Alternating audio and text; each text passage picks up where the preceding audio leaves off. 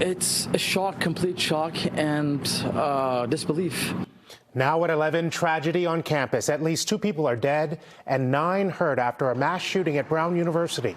The school president says the 2 killed are both students. 7 of the 9 hurt are said to be in critical condition. Right now, the campus is on lockdown, as well as the surrounding neighborhoods. Students are being told to shelter in place on campus. A massive manhunt is underway as law enforcement comb campus and surrounding areas for any trace of the gunman.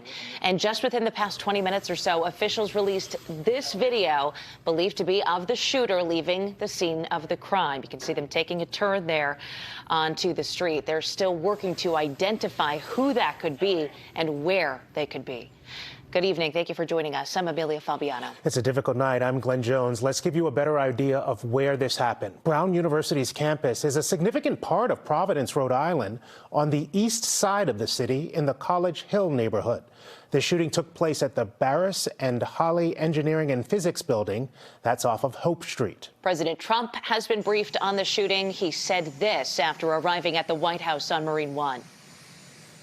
All we can do right now is pray for the victims and for those that were very badly hurt, it looks like. And we'll inform you later as to what's happening, but it's a shame.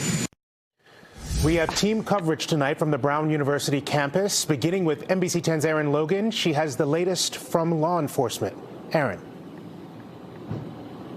Glenn, just about 9:30 this evening, law enforcement, this mayor of the city of Providence, and all local officials gave a briefing, letting all of us know the latest details here. And as you mentioned, 2 of the students were killed. We didn't know earlier if they were students. That has since been confirmed.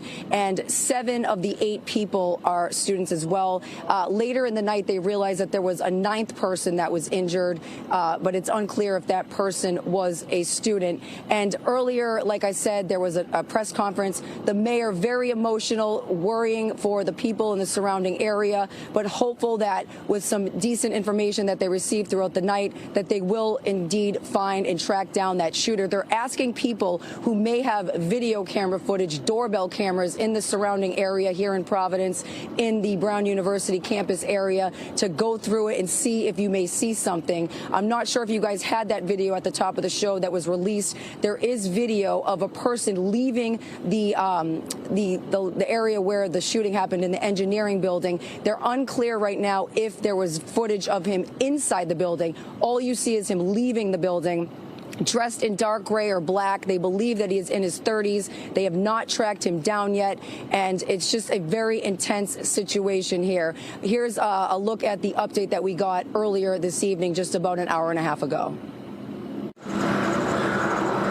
Shots fired inside a first-floor classroom at Brown University's Barris and Holly Engineering building just after 4 p.m. Saturday. It's terrifying to know that someone we know and we love and that we're familiar with, that we see regularly, could be hurt. The scene was intense. Local, state, and federal officials on every street corner, including the ATF and FBI, looking for the person responsible for killing 2 and injuring 9. Our focus right now is on supporting the families who have been affected by this. We've been in touch with their families. I will talk to them soon. But, you know, we will come together as a community and we'll get through this. At 9:30 Saturday night, Providence police sharing information about a video they've obtained showing a man leaving the Hope Street building where the shots were fired and taking a left onto Waterman. They're trying to locate any footage of the man inside the building. He's believed to be in his 30s, wearing dark gray or black clothing. There was no gun shown in the video. We have no reason to believe that there is any particular threat beyond the campus area at this time. A small campus where hours later a shelter in place is still in effect. All of this unnerving for everyone. It just feels really surreal. Yeah, it's a really small campus. We've got over 400 officers on the ground right now. Every minute matters. We know every minute matters. Now, all the officials in that press briefing earlier told us that they're asking people to pay attention to the Providence media channels with all updates. Earlier in the evening, there was some conflicting information where they thought that the shooter was tracked down. And, of course, students felt a sigh of relief, and then they realized that that shooter is still out there. So this is a very active, developing situation, a very sad situation here on Brown University campus. Live in Providence, Aaron Logan, NBC 10 Boston. 7 hours since the shooting and the lockdown continues. Aaron Logan with breaking news. Thank you. Tonight, Brown University President Christina Paxton shared a message with her campus community on social media, offering condolences and thanking first responders. She says in part, quote, "This is a day that we hoped never would come to our community. It is deeply devastating for all of us. We are grateful to law enforcement for their immediate response and their ongoing work to ensure the safety of our community. Please continue to take all steps to be safe." Now let's hear from students on campus right now, many of whom are actually in the process of finishing up the semester and taking finals. Today was day 2 of finals at the university. NBC 10's Malcolm Johnson continues our coverage from the Brown campus. Malcolm, I imagine these students are just stunned and traumatized after this. I think many of these students still can't believe what took place today. A lot of the students were in lockdown for upwards of 6 hours. And that's really the sentiment that we've been getting from these young people, is that we didn't know exactly what was going to happen. Yes, they have practiced these drills, but when you're in a building that's adjacent or right next to where the shooting took place, and you don't know exactly where the shooter is, there is a real sense of panic that a young person, or any person for that matter, goes through. And that's kind of what was captured in the folks that we talked to today. Take a listen. It's horrible. Yeah. It's no words. Heartache for parents on Brown University, where an active shooter killed several people on campus. My daughter was texting me, "Dad, there's shooting is happening outside, and we are scared, and we are in a higher floor, and people are banging on the doors, and it's like nothing on the news, no nothing. You just complete shock." Dilshad Akalov's sophomore and senior daughters were studying in the library when the shots were fired. We're happy that our kids are okay and they're safe, but we also it's like our hearts are sinking.